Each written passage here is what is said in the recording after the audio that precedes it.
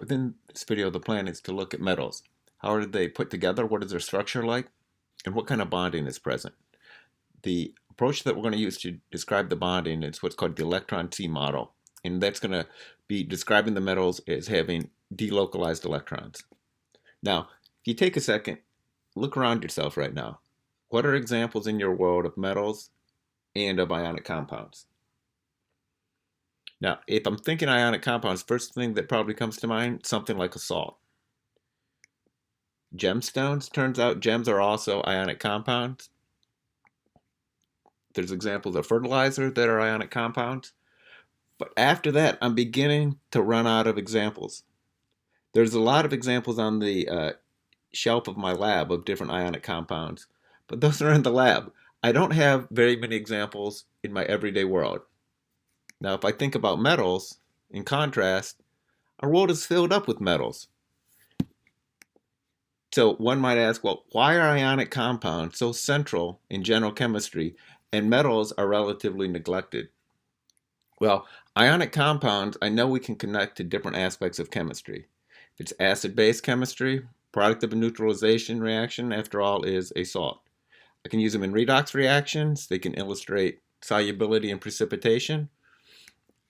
Metals, however, also fit with many of those. So I'm a bit at a loss why ionic compounds are so central and metals are neglected, sometimes even forgotten.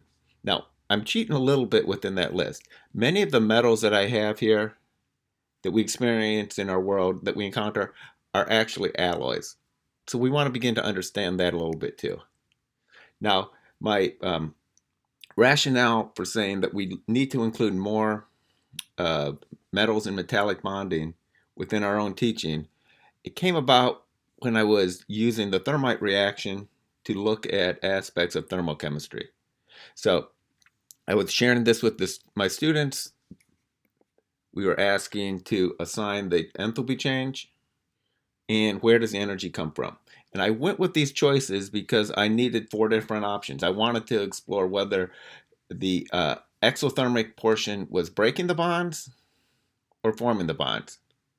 And by far the most common response was saying it was forming bonds in Al2O3. And when I probed a little bit more, the students would tell me, well, there are bonds in Al2O3 solid, but not in iron solid.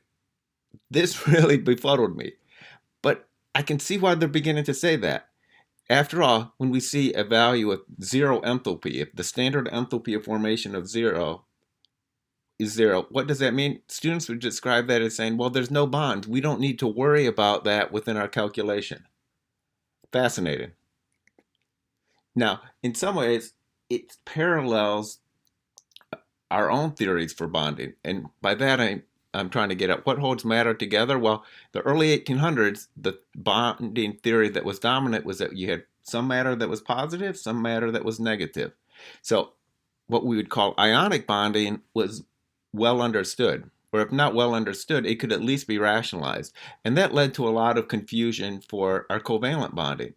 How does this work when the atoms are the same? Why would you have an O2 molecule or an S8 molecule? And for much of the 1800s, this troubled scientists, troubled folks so much that the literal description of atoms was abandoned because it couldn't be explained. Why would you have two oxygen atoms fit together? So in a way, when the students say, well, there's not bonds in iron, it's not a crazy view. It's not crazy in the sense that this whole idea of what would keep atoms of iron stuck together with other atoms of iron, that was troubling to the leading scientists throughout the 1800s as well when they were thinking about these molecules. Now, if you look, there are calls to say we should change how we do uh, the instruction surrounding chemical bonding. Within this work, it says this would be a traditional approach for bonding, and that should be altered. It should consider, let's go from the properties of an atom and then move on up to the properties of bonds and think about them on a continuum from the most covalent to the most ionic, and point out that in all cases, the underlying fundamental energetics of attractions and repulsions is what ends up holding matter together. I like that call, but I'd point out that within this general treatment right here, oftentimes metals aren't included at all. So this idea of, well, let's change this and improve it. Well, let's also include metals within our discussion. Now, this description right here, it's beginning to show up in some general chemistry books. So this latest edition here of Gilbert, when it begins to talk about chemical bonds, it includes right away covalent, ionic, and metallic bonds. It connects it back to the Coulombic attractions that are taking place. It considers this potential energy well. And then right away, it begins to include this description of metallic bonds. A sea of mobile electrons being found within there. Now, it doesn't go that much into it. It says, well, we're going to look at it more in chapter 9. But this is right when it's first starting to introduce bonding. Covalent bonding, ionic bonding, and metallic bonding. It puts the metals right there at that point as well. Can we do this? I think we can do this.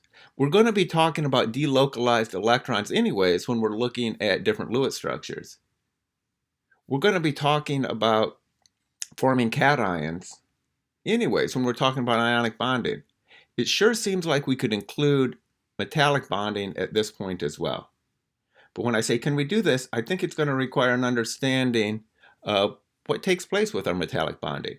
So here's back to BLB with a description for the electron C model. We have a low ionization energy for metals, relatively easy to form cations, and those electrons then become delocalized. They're free to move about. They're the glue that are holding together the cations, but they're not stuck with just one particular anion. The electrons are mobile here. They're not confined to a particular region in space. And this allows us to explain different properties. It explains why metals are good conductors of electricity. Here's a PhET sim showing what happens if you take a metal that's shown at the bottom, and the pink is a wire that would be connecting it. Notice how it's trying to illustrate mobility of the electrons. The copper wire, if we want to consider that as another metal that was connecting it, notice how we have electrons entering from one side, leaving from another. That would be as if the electrons are making their way through this C. Another property is you're able to deform a metal. They're malleable and ductile. So if you apply a force, you can twist, you can turn the metal. Because after all, if you begin to distort that, you still have this sea of electrons in between. You still have opposites attracting that would be holding it together. That's quite different than an ionic compound, where if you apply force with that, you begin to have the like charges close to each other and it would cleave off. Here we are over in Atkins. So he's again describing the C formed by mobile electrons. And in this case, it's being used to describe their appearance, their luster, and why a metal would be useful if you were trying to make a mirror. One more example. This is contrasting our electron C model if we have +1 cations and +2, and how it's pointing out that the +2 should have a higher melting point.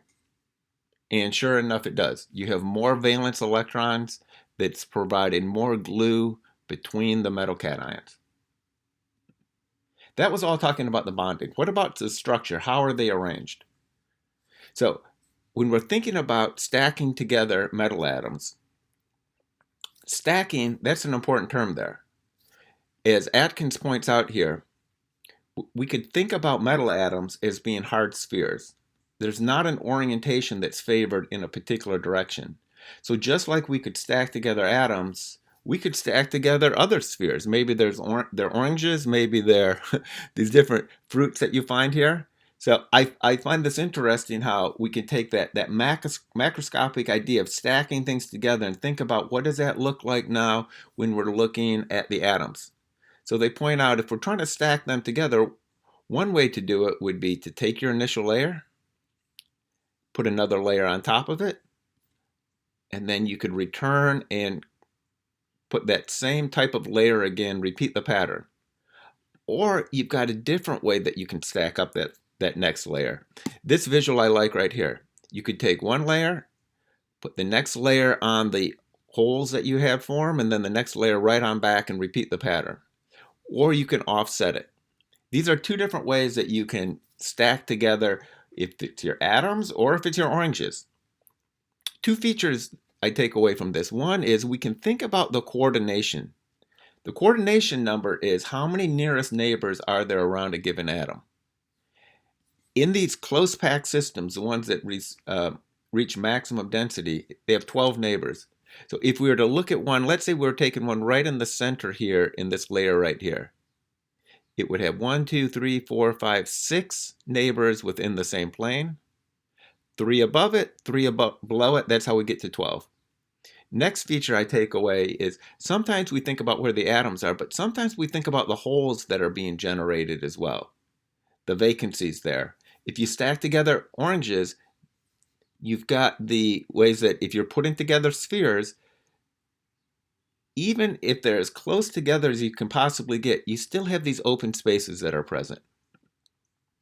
Now, when we're thinking about the stacking, remember it's going to adopt its structure based on the unit cell.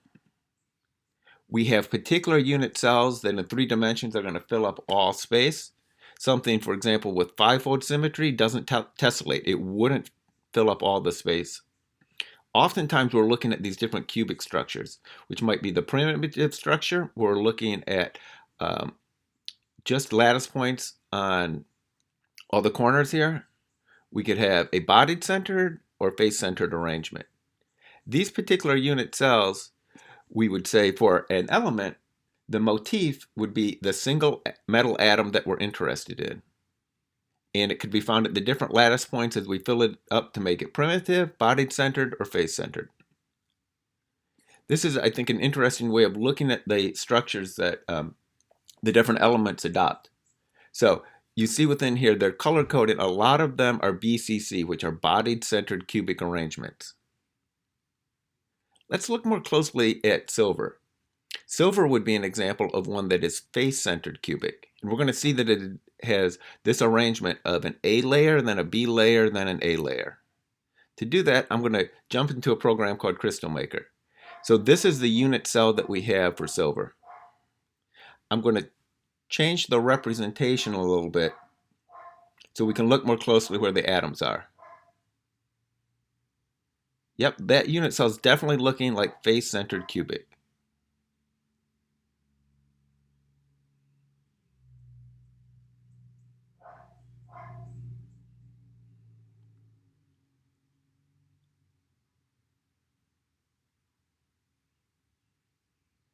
I see that I have a layer at the bottom, a layer at the top. This is that ABA arrangement. Now, this was just one unit cell. If we add in a second unit cell, we just see the same unit cell now are left and right of each other. It is that one unit cell that is being translated, it's being shifted over, and that's the pattern that we have that fills up all the space. Now that was just 2 unit cells. If we were just make it a 2 by 2, we get a lot more atoms. Let's change the scale on that a little bit. Students oftentimes like to see that symmetric pattern that we have here. It looks like a confusing jumble unless we have it lined up so we're along a particular plane.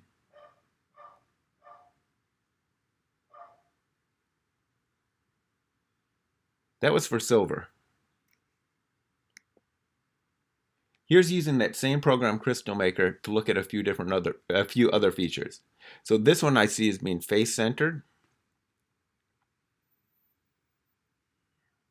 This would be the unit cell for a face-centered cubic arrangement.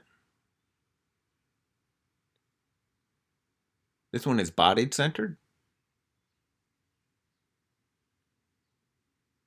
That's a single unit cell that's body-centered. Here's if we expand it just a little bit, make it so it's not just one unit cell, but more than one. This looks like it's an ABA repeating pattern. This is a closer look at that ABC. All of these are color-coded to show the different ways that they're situated, but these could all be the same element. We have one that's being shown in red at the bottom, the green are being offset, and then the blue are being offset relative to that. And then that pattern repeats. Now I mentioned alloys. So alloys, they're a mixture in which we have two or more molten metals being combined. They could be homogeneous, they could be heterogeneous. If we look at these, the composition for typical alloys, many of these are found in the world around us. Brass and bronze and stainless steel, I'll bet you those are all ones your students have heard of. Now, if I'm looking more closely here, let's think about bronze. So bronze is typically tin and copper. So in order to make this bronze alloy, well, you'd have to somehow get those. You'd have to take the mineral, for example, cassiterite, which is a tin ore. You have to mine that, smelt it. You got to obtain tin somehow. And you have to be combining that then with molten copper if you want to make bronze. So I can imagine that taking place in a factory. But it got me thinking, I mean, the Bronze Age, they didn't have factories like that. What were they doing? When was the Bronze Age? So it sort of blew my mind. Look at when the Bronze Age is found. It predates the invention of the wheel. So it makes me think, well, how does this happen?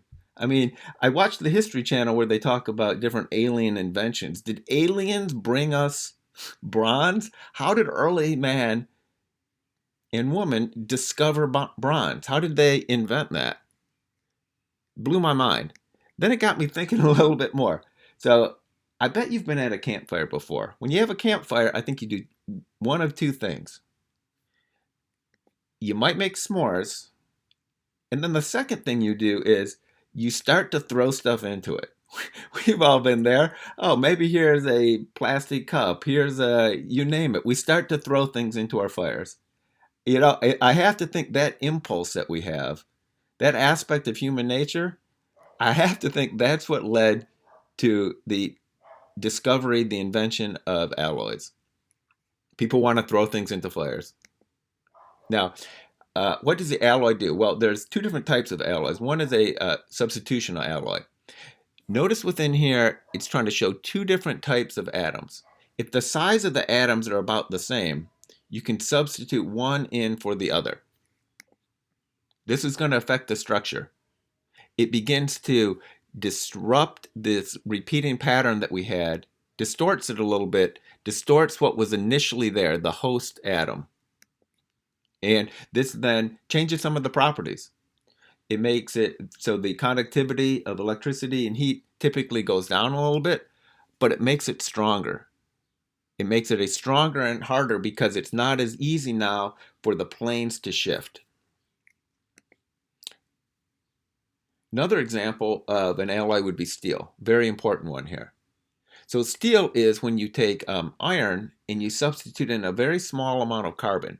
Now carbon atoms are a lot smaller than iron ones. So they don't substitute directly for iron within the crystal lattice.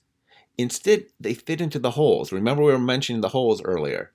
So this forms what's called an interstitial alloy. The carbon atoms are a lot smaller and they can fit within the holes within the structure of the iron.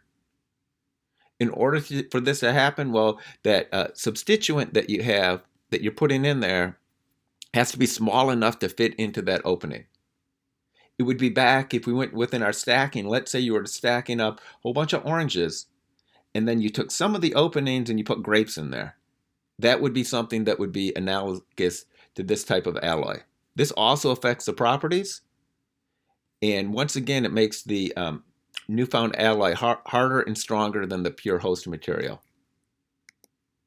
Now, I've tried to mention a little bit about the structure and aspects of bonding, and our picture for bonding was one of this sea of mobile valence electrons. This is a really good model. This is helpful for explaining aspects of the malleability, aspects of the conductivity. This is a very useful model for us. This one says that the strength of the bond should increase as the number of valence electrons increases. So if we think about as we moved left to right across the periodic table, what's going to happen to the melting point? Well, we have more and more valence electrons, it should increase. And sure enough, it does. The melting point increases as we move from left to right across the periodic table. But I'm stopping the story right there, because if we continue on with more and more valence electrons, our model dramatically fails. Some properties are well explained by this electron sea model, but melting point clearly has difficulties. It began to be useful, but then it failed. In order to explain this next feature, we're going to need a more advanced model. Molecular orbital theory, it turns out, is going to be the approach that we use if we want to better understand melting point here and have a deeper understanding of things such as the electrical conduction.